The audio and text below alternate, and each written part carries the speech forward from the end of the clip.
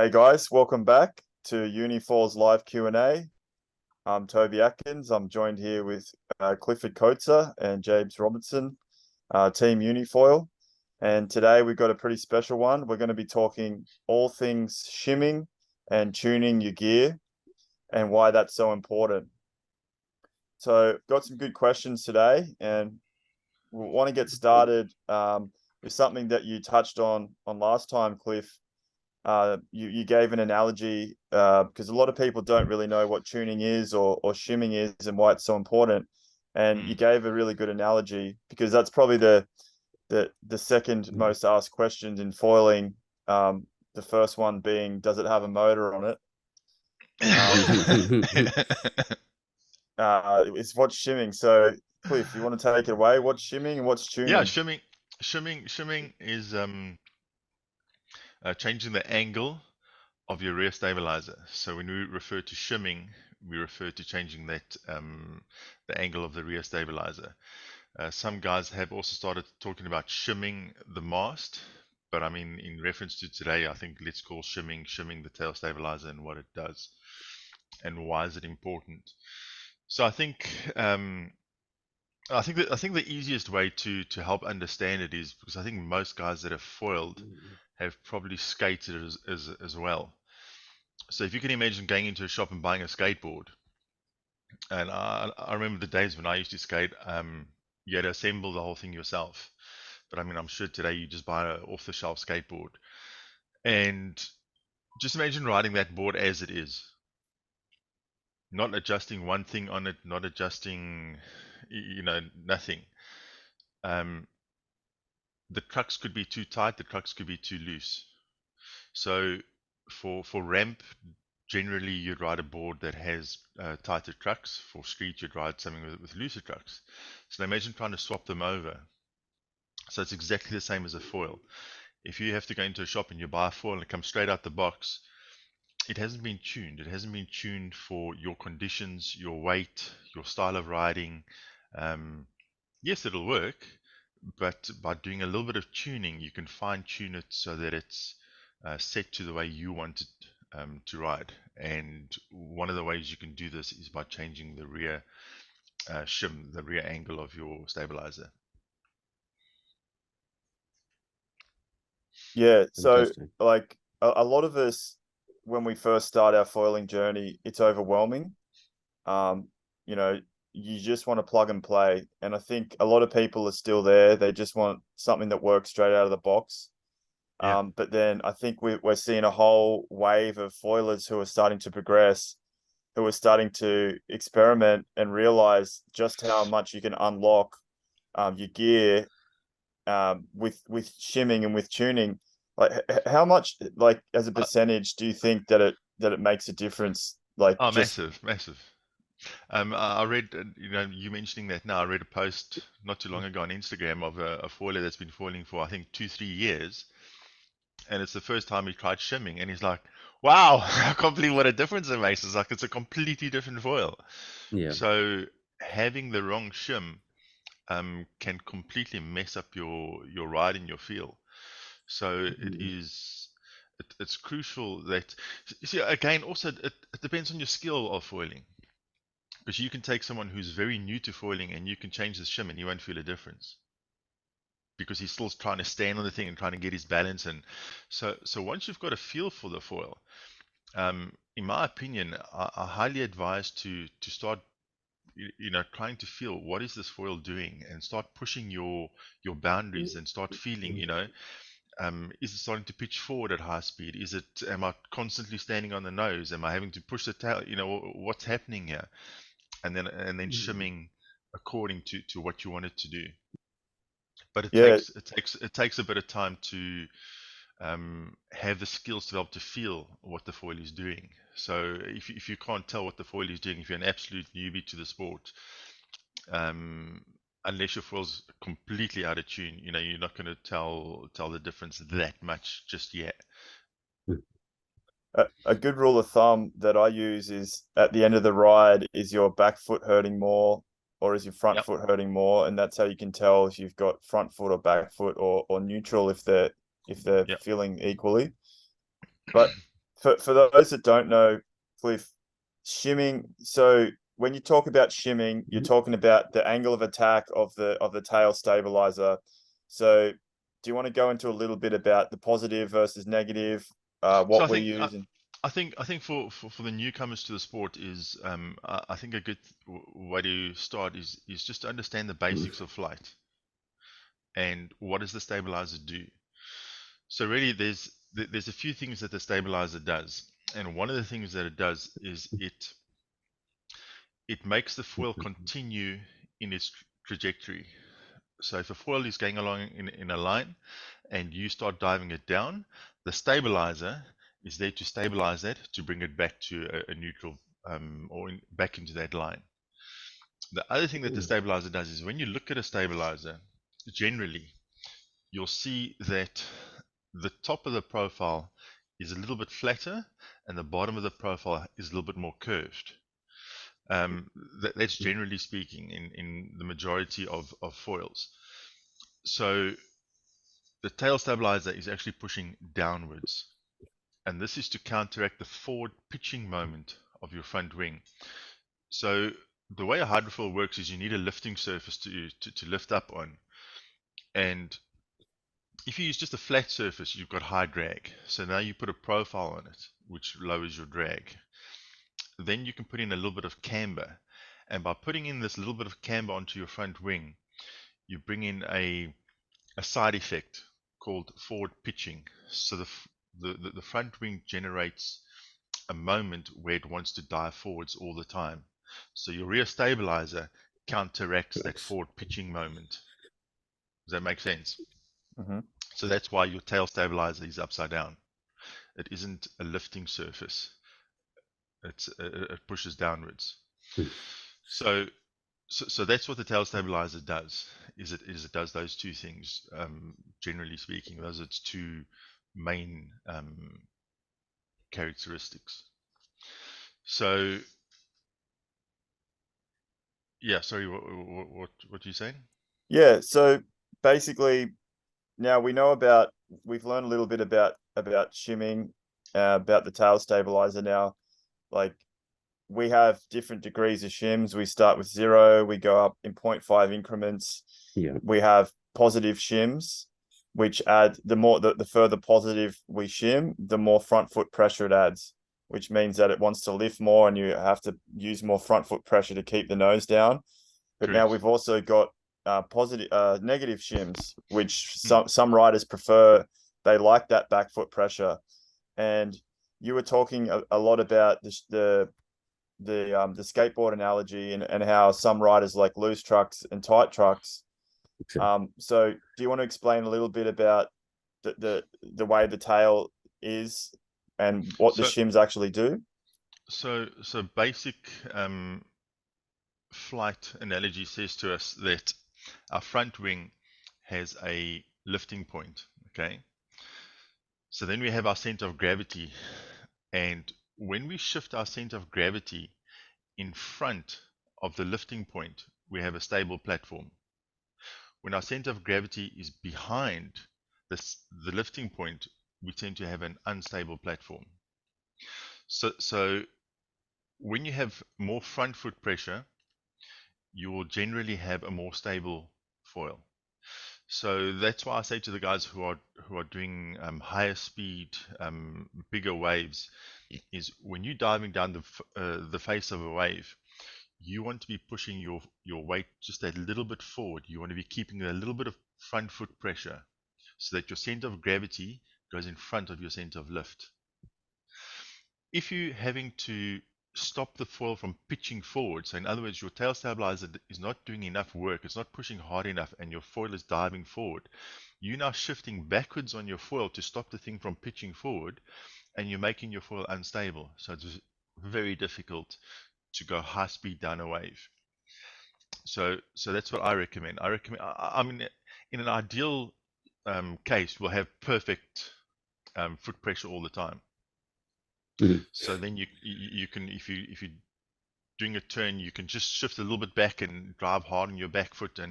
But I mean, that doesn't work in the real world. To match those two through the speed range is literally close to impossible. But we can get it very close because each person weighs a different weight. Every wave is different. It has different speeds. You know, you're not traveling at a constant velocity all the time. So by having a little bit of angle of attack on your rear stabilizer, shifts your body weight forward, so you have a more stable platform. However, when you have too much of an angle of attack on your rear stabilizer, you now have to start stomping the front of the foil to keep it down. So a lightweight rider that weighs like 60 kilos, 70 kilos, you'll find that they will very, very unlikely using a 2 or a 3 shim because it's too much shim. You know, the person's not heavy enough to keep it down. So the disadvantages are if you've got too much angle on the rear, you now start bringing in more drag. So your foil's a bit slower. Whereas if you, so generally in bigger surf, for me personally, you're going a lot faster. You want to have just that little bit of front foot pressure just to keep the foil nice and stable. So the guys going on to negative shims, they tend to have more foiling time. You'll find that they've been foiling for a number of years and they're trying to get the absolute utmost out of the foil. So by going to a negative shim, you're reducing the drag and your back leg is now taking up the pressure. So you won't be doing high speed stuff or high powered waves with a negative shim. That is more for very light surf, and you're trying to maximize your efficiency. That's when you'd use a very low shim. And also it depends on which foil you're using in the range. So, for example, the Vipers have got a bit of a forward pitching moment. So, generally speaking, you'd use a 1 or a 2 shim. Whereas these new foils that we've just done, the progression foils, they've got a very low forward pitching moment. So you can get away with a 0. Some of the guys that, as you say, are going to negative shims to maximize that efficiency. Yeah, that's so interesting. There's so much to unpack there in what you just said. And James is our in-house foil tester. He tests all the gear first, he reviews it all. And it's really interesting because independently of each other, we tend to like the exact same setup. So we'll get a wing, we won't tell each other, and we'll be like, yep, you know, for example, the Viper 130 will say 2 shim, short fuse, and that just kind of validates awesome combination. All that thinking, yeah, and it's just really interesting that we both found it on our own and went, yep, that's the setup. And when you release those new tails, it's the same thing. We both like the Shiv, the neutral one. And same thing. Same thing happened with the Hyper 2. You know, that was a low forward pitching, and we all ended up on the 0 shim. Yeah. You can definitely feel so the general rule basically with shimming is that the more angle of attack, so it's usually positive. So when you're talking about a 1 shim or a 0.5, you're talking about the degrees of angle of attack, and usually the general rule is it's positive, and it goes say to 2. Our shims go up to 3 for the extreme heavier guy. And it's also, James and I both weigh the same, around the high 90s in kilograms. So that probably explains why we like more shim than some of the other riders. Exactly. Yeah. And going back to something you said before about Eric working on the progression project, he's been telling me he likes negative shim, and I think you explained it really well. Is once you start to get to that level, and he's riding quite small waves where he's in Florida, so that kind of that must be the reason why.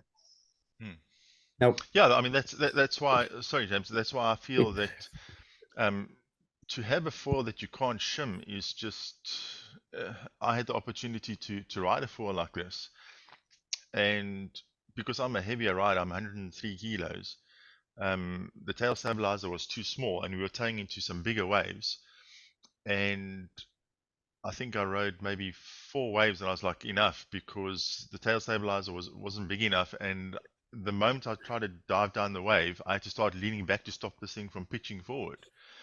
And it was session over because the tail stabilizer wasn't big enough. I couldn't shim it. I couldn't take the tail off and put another shim in. I didn't have another tail. It was a borrowed foil. So it was very frustrating.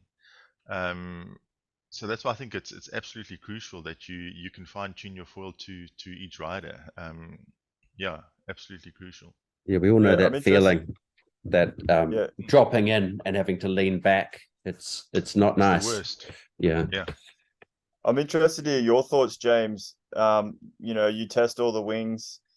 You've just got the progressions that you say you love. What's your journey into shimming and tuning? Were you like us, where you know, just wanted to plug and play at the start, or were you kind of always into Oh, tuning the gear? well, this is, I think, where a lot of the conditions come into it, because where I live in Piha, we get pretty solid onshore condition, beach break conditions. And if you haven't got your foil tuned right, you just can't paddle into heavier waves and stuff. It's too hard to paddle, or it just won't come off the water. So you actually end up spending a lot of time just in increments going up and down the shim range and the tail sizes to kind of find that combination that lets you paddle in but lifts up easily enough that you're not touching the nose down, that sort of thing. So yeah, it's always been that way, I think, just trying to find that perfect combo. Yeah, right. So for me, and I know PB, we just wanted to plug and play for a long time. Mm-hmm. I was probably foiling for a good year and a bit before, and I was just using the same setup. I had no idea what I was doing. And then as soon as I started experimenting, I was like, I've just wasted a year. Yeah. Like, Yeah. yeah, I was just like, holy shit, I can't believe I haven't been. And now what I do is I never go for a foil using the same setup. I'm always changing one variable, whether it's the tail.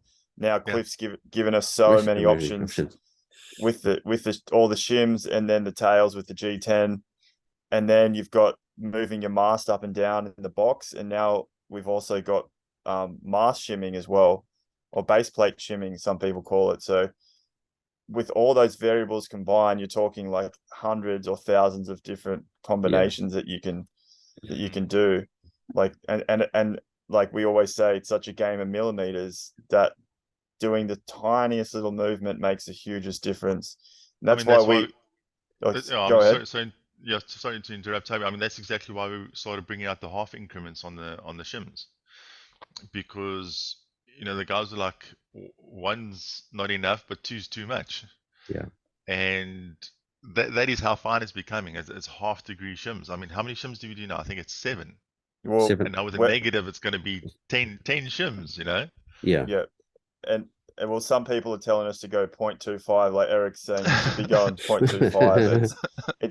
It makes that much difference, and that's why, like, I can't stress enough, like, how important it is to shim. And that leads us into the next question really well, which is shimming and tuning can be very confusing and overwhelming. We get a lot of new people to the sport that are just like, this is just 10 shims, what, like, tail, just information overload, and it can almost have a negative effect in the beginning. Although once you get good or better, it's definitely a positive. What would you say to those people? And what's a good starting point if you're overwhelmed and new? Like, where do you start? As a complete beginner, it depends which foil you've bought. So let's take, for example, the Vipers, and then it also depends on what you weigh. So let's take, for example, a big guy that weighs 90 to 100 kilos, and he's bought, like, for example, a Viper 190. So I would say start with a Shim 2, because, as I said earlier, it shifts your front foot, it shifts your weight onto your front foot, which moves your center of gravity in front of the center of lift, providing a stable platform. So you can't go wrong with having too much shim unless you keep being blown out of the water. So if your front Exactly. leg is starting to burn and you're always pushing the nose of the foil down, then start backing off on the shim. There's a saying in the radio controlled or in the aircraft world that a nose heavy aircraft flies terribly, but a tail heavy aircraft flies once. And the reason for that is because when your center of gravity is too far back, your rig is so sensitive and it's uncontrollable. So yes, you'll have a terrible flight if you've got too much front foot pressure, but at least you'll get up and get going. You'll be on a stable platform. It'll feel more locked in. If you're a lighter rider, for example, if you weigh 60 kilos and you're riding a Viper 90 with a 2 shim, it's going to keep wanting to push you out the water. So then you can go to either a smaller shim or you can go to a smaller stabilizer. So yeah, for complete beginners, this is one of those things that you just got to put it together, go out for your first ride, and does it keep blowing you out the water? Smaller shim. But there are other factors that are involved. You know, are you standing too far back on the board? Is your foil too far forward in the board? But generally speaking, if you find that the foil has got too much lift, either you need to go to a smaller foil. However, you can tune it so that it doesn't have as much lift. Yeah, it's just one of those things that takes time. And from my own journey, suspend judgment. If you're used to riding something a certain way, don't just take one or two waves and ride it off. You need to have at least a few waves without judgment to really change how it That's feels. very true. Yeah. Yeah. A lot of times you'll think it's not as good, but then all of a sudden you'll get the fourth wave and you'll be like, oh, okay, I get it now, because you've adjusted your stance a little bit and you're like, oh, this is much better. My back leg used to get fried when I would ride a wave because I didn't have enough shim on my tail. Yeah. And it was to a point where I'd ride the wave and my back foot was so fried that I couldn't pump back out because my one leg was fried. And then when I started shimming, now that I've got equal pressure and I can pump a lot further because both the legs are taking the weight, not just one of them. Yeah. I think just to get back to your skateboard analogy, because one of the things I don't think we covered yet is with the front foot and back foot pressure. It affects your turning as well, right? If you've got more back foot pressure, or you can do a tighter turn at lower speeds. Yes.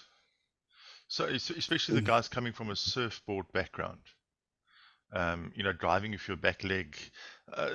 Tom Earl's a classic example. If you go back to a couple of years ago and you watch his surf videos, all back foot pressure, everything, very wide stance, typical, driving off his back foot.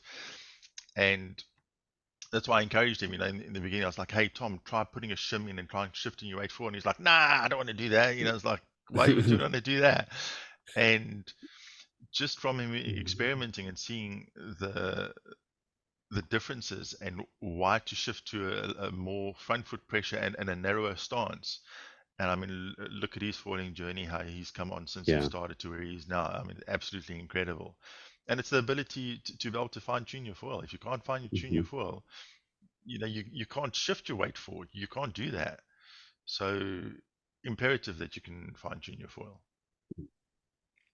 Yeah, for sure. We're seeing some of the other brands are calling it a benefit that they don't offer the tuning options.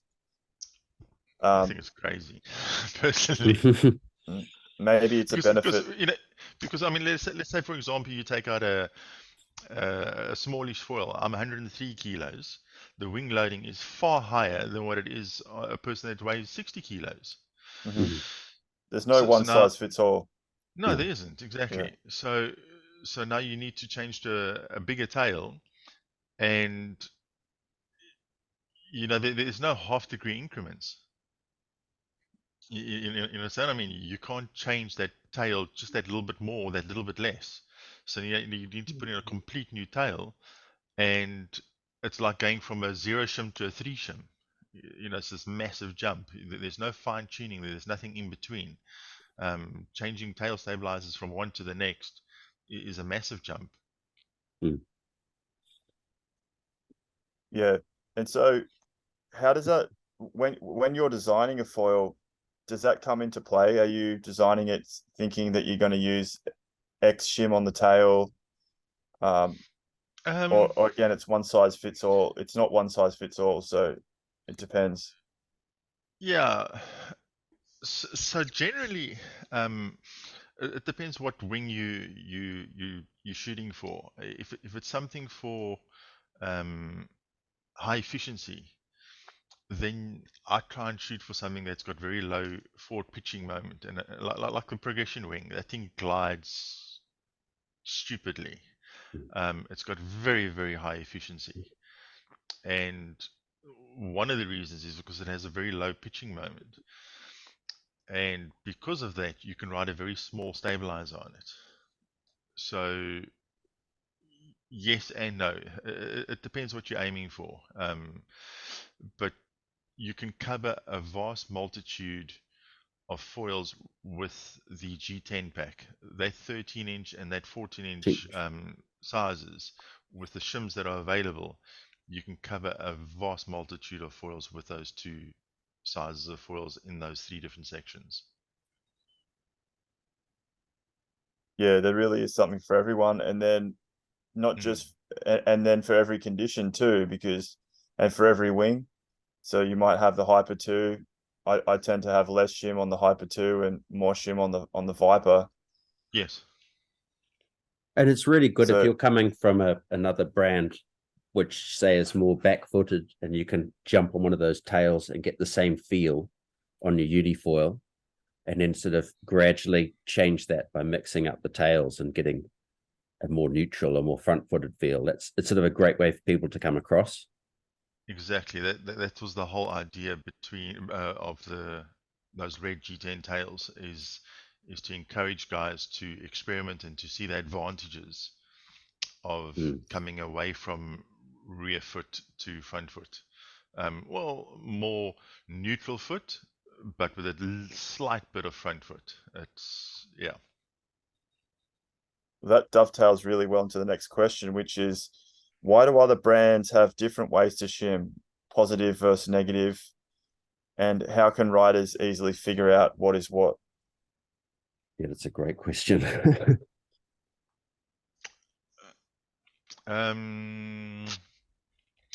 What do you mean? Why do other brands have different Well, ways to shim? well, like for example, take Armstrong. They're when we say positive, they're saying negative, right? But it's the same Oh, because of it's the way that the because tail fits on. yeah, it's because I don't actually know how Armstrong works, but some brands have their tail on top, their tail stabilizers on top, and some brands have their tail stabilizers on the bottom. So this is your fuselage and this is your tail going on. With Unifoil, you would put a spacer under your front bolt. Whereas on other brands, if your tail's on the top of the fuselage, then you'll be putting a spacer under your rear bolt. But And generally, it's the same thing. the tail's So moving in the same direction, isn't it? It's just Correct. putting the Yeah. wedge in a different position. That confuses a lot of people. yeah, Yeah. So if they're coming from other brands, is there a good starting point for them? Like just kind of start somewhere in the middle and go from there and change little bits at a time. And Yeah. Generally, if you start with any of the Unifoil foils and you start with a number 2 shim, you can't go wrong because you're just going to have front foot pressure. So if you climb on, for example, a whatever it is, pick a foil, Hyper 2 190, and you climb on this foil and you paddle out or you start winging or whatever you're doing, and you find that you're constantly stomping on the nose to keep the nose down, then there's a few things you can do. You can move your mast a little bit further back in the track. That is probably one of the first things that I'd do. It depends where it is in the track. So if you're already quite far back, then I would suggest to go to a number 1 shim, see how it goes. If you still got too much front foot pressure, then I go to a 0 shim. If you still got too much pressure, then you've got too big a wing. Then you need a smaller size wing. Yeah. Yeah, so there is a lot to kind of figure out because all the variables, but it does get easier over time. And then it starts to become really exciting because you're thinking about the next session. Oh, I'm going to change this. And I know for me, like a word of advice would be only try and change one variable per session, or 100%. because when you Yeah. start to change too many things, you won't know which is the one that's making the difference. So like if you're gonna, like Cliff said, if you're gonna change your mast position, just change the mast position. Have a couple waves, like bring the gear down to the beach, paddle out, get a couple of waves, come in, change something, get a few more waves, come in, change something. That for me has been the best way to test, because if you start changing 3 different things, you won't know which is which.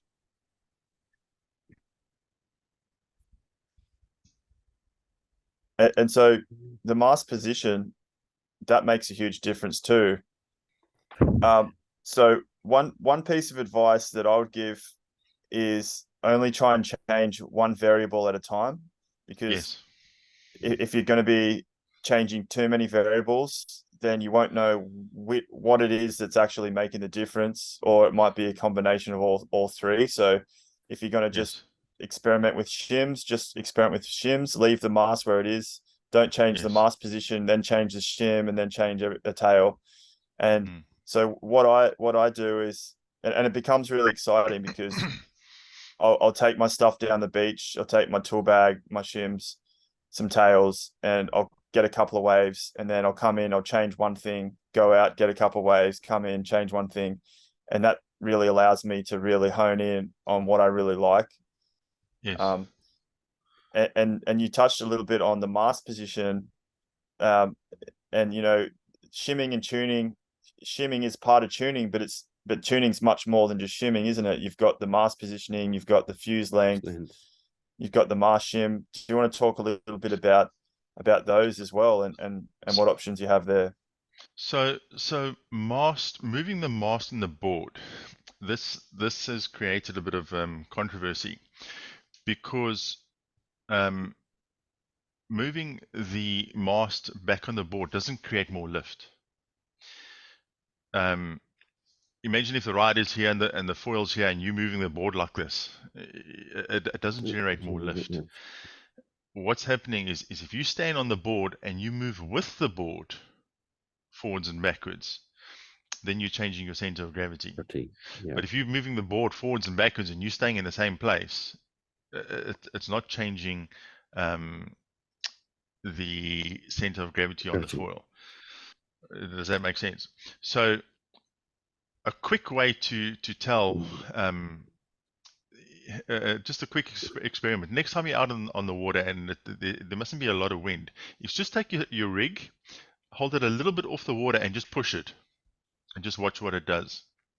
What it should do is it should fly along and just slowly lift the nose up and then come down.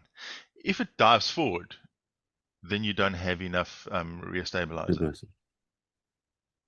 It should just keep the nose of the board up, and it should just glide nicely and then come down and touch down.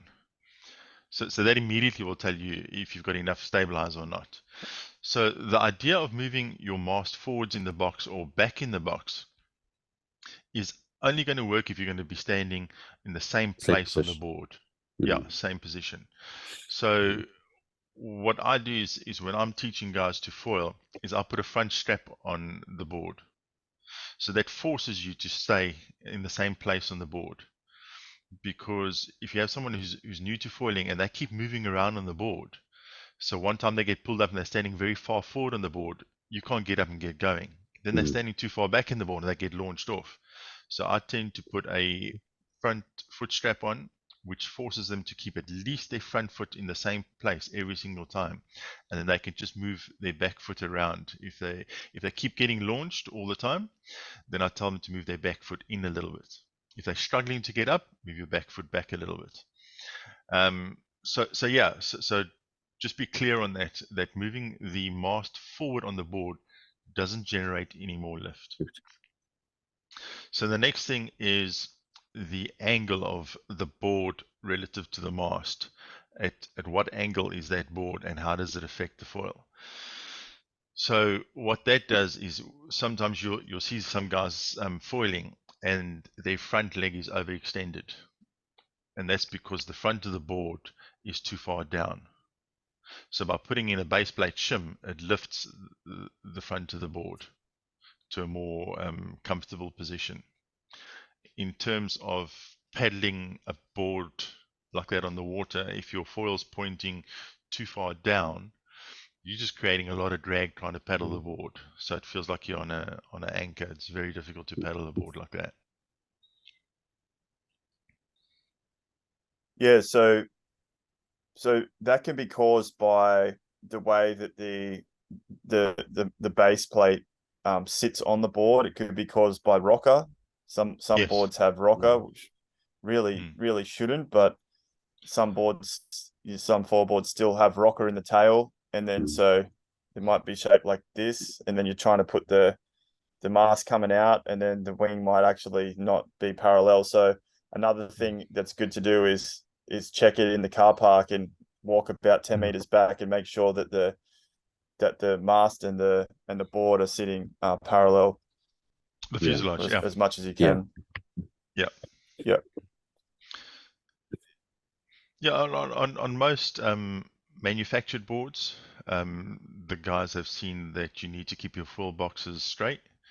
It's more the guys that are converting old surfboards back in the day, where they had a lot of tail rock, and you saw some setups with the foils. It was terrible. But generally nowadays, if you buy a branded board, that the guys have got it right. And again, that's very fine tuning. You only need a very small shim there to correct the incidence of the board. 1 degree, 2 degrees normally is sufficient. Cool. We're going to be starting to provide those as well, but that's not really needed unless you want to really start to hone in. It depends on how bad your board is. The majority, we've got very low demand for that. I get very few inquiries for it.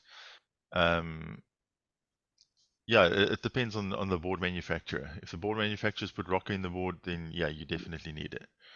But if there's no rock in the board and your rear boxes are sitting at 0, generally you should be okay. Cool. And what about the fuselage? We offer 3 different lengths of fuselage. How does that affect the whole setup? So if you're new to foiling, I just recommend getting the medium. It's the most balanced out of the 3. If you are riding in very small surf and doing very tight turns, then I would recommend going to the short. It really livens up the foil.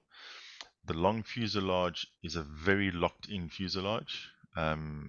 It's more towards high speed or cruising with a wind wing, not very maneuverable.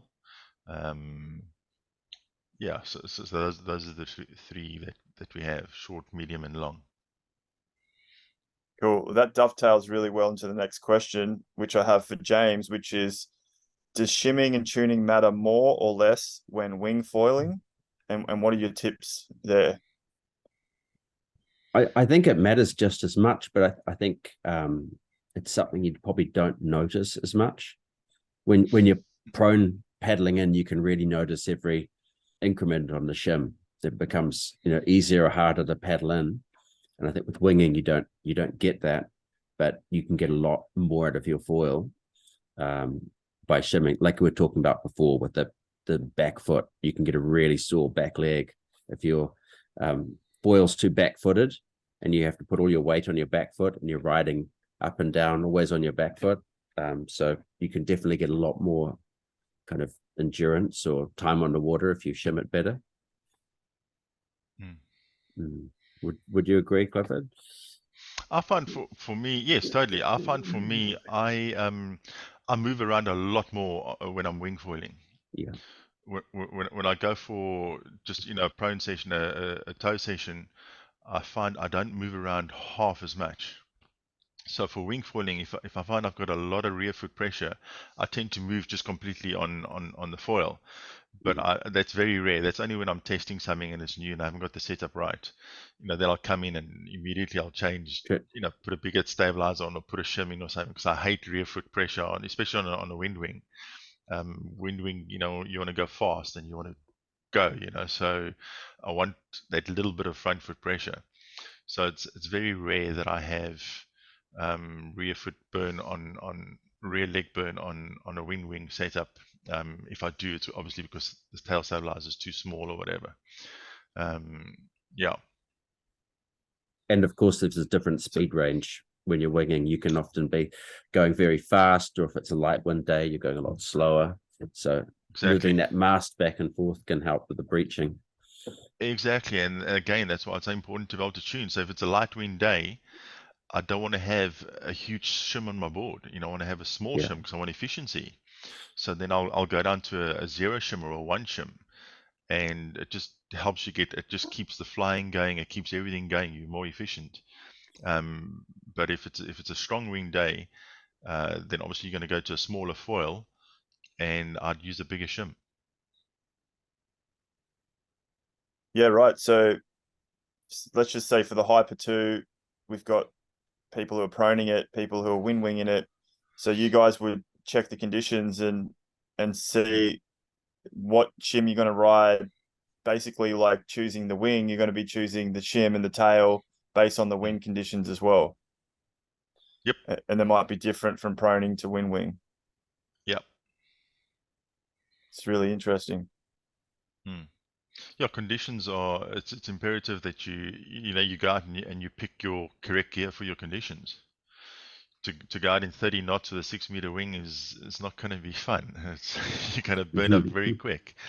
So yeah, it's imperative that you choose the correct equipment for the conditions and to tune your equipment for those conditions. And would you guys say, as wingers, the wing community is more or less into the tuning and shimming as the prone or some of the other disciplines of foiling? I would say possibly less. Yeah. Yeah, I'd agree. I don't think shimming is as important on winging because you can move around. You've got the stability of the wing. Prone foiling is a lot more sensitive.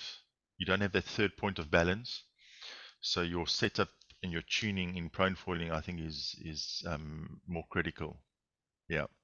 And of course, your feet position on in a prone board is very similar from wave to wave. You don't move your feet around, as you say, as the way you would on a Not as wingboard. much. No. Yeah. Yeah. I find sometimes, when I get up on the foot and I get going, I might need to creep my back foot a little bit back or a little bit forward, but I mean, it's very small increments. Whereas when I'm winging, when you jibe, I move my foot completely, and you stand off the rail and, you stand all over the place. Toe foiling, you're pretty locked in, where you stand. When you're creating your tail designs, like for example, the new tails you've just created, did you create them with a zero shim in mind or a two shim, or it just depends on what the conditions are and everything like that? So the G10 tails, the red ones, Yep. they all come with a preset 2 degrees in them as standard.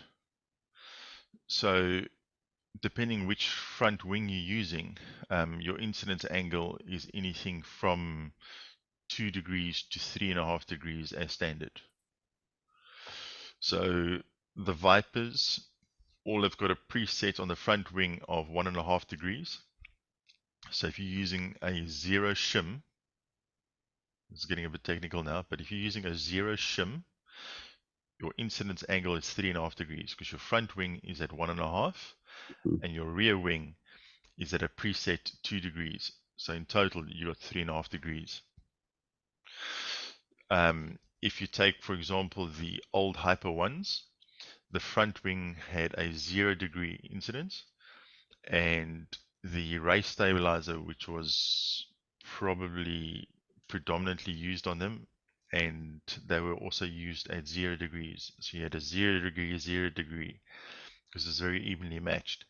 But that was at a very slow cruising speed. I was cruising at around like 20 k's an hour, 22 k's an hour. And the guys started going faster and faster and faster, and they had to start shimming more and more and more.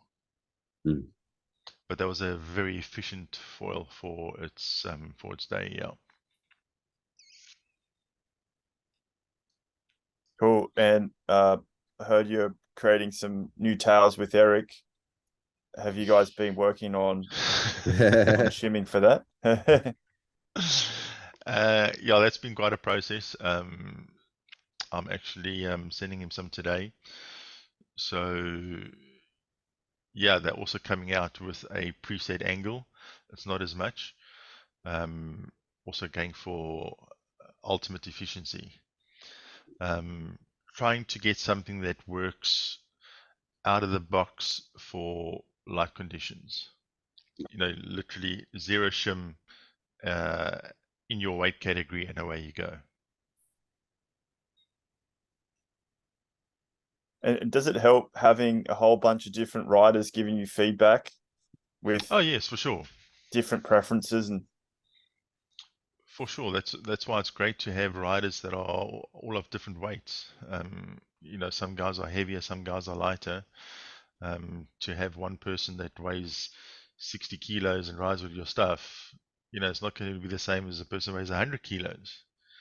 You know, he might be thinking, "Oh, this foil is incredible," and you put someone who weighs 100 kilos on it, and he goes, "This is terrible." You know, there's nowhere near enough lift. So, very important that you have riders across the spectrum, you know, ride the different size foils. yeah, and it's going back to what we were talking about at the start of the interview, where there is no one size fits all. Nope. That's why it's so important to be able to have these options. Yeah, getting a lot of inquiries now. Do I go Hyper 2 or do I go Progression?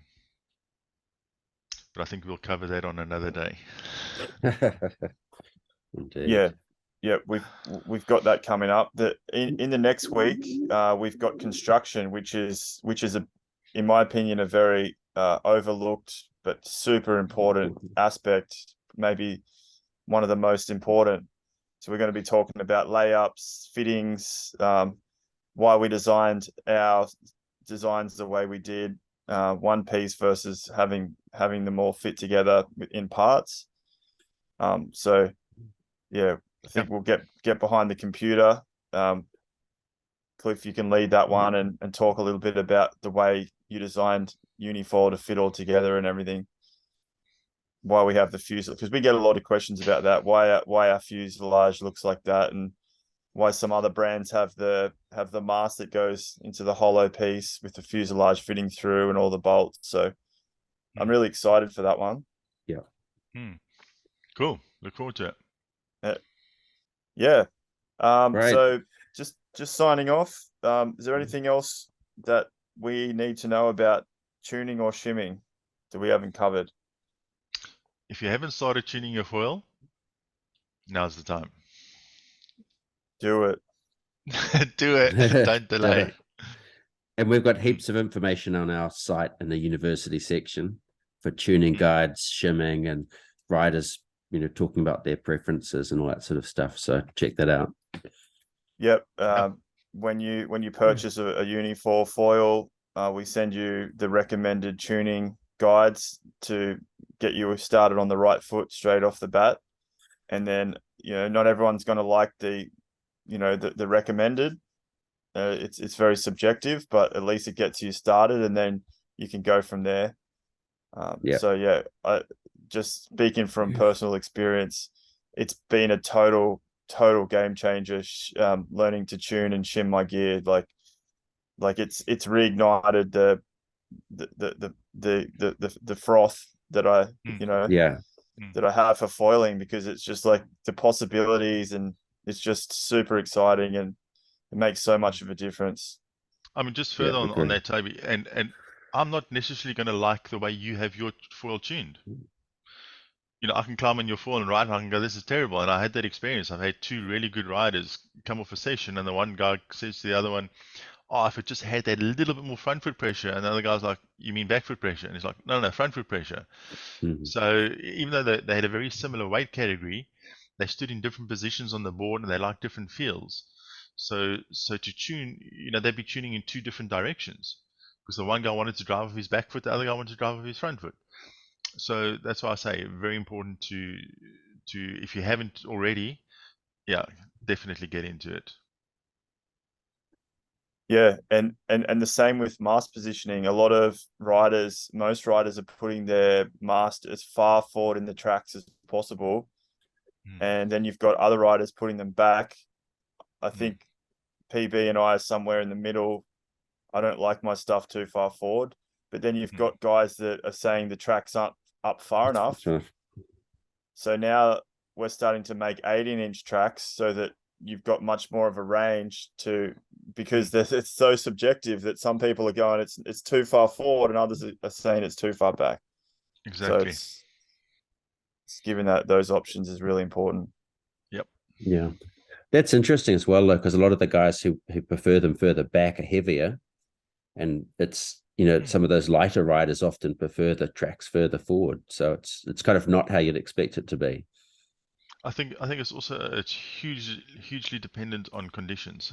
For me personally, if I see today's looking rough, it's really strong or whatever, then I tend to push the mast further back. Or if it's a really light wind day and I know I'm going to be pumping half the time trying to get up with the wind wing, then I push them a little bit further forward. So just doing that makes a difference.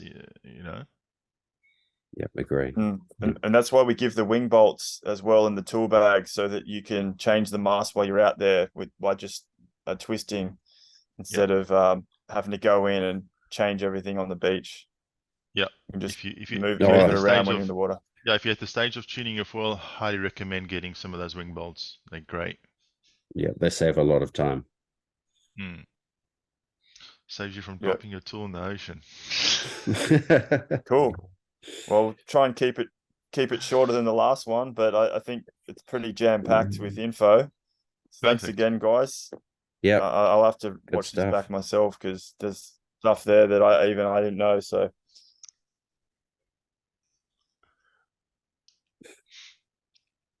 awesome. All right. Cool. All Till right. next So time. See you guys. next week. See ya.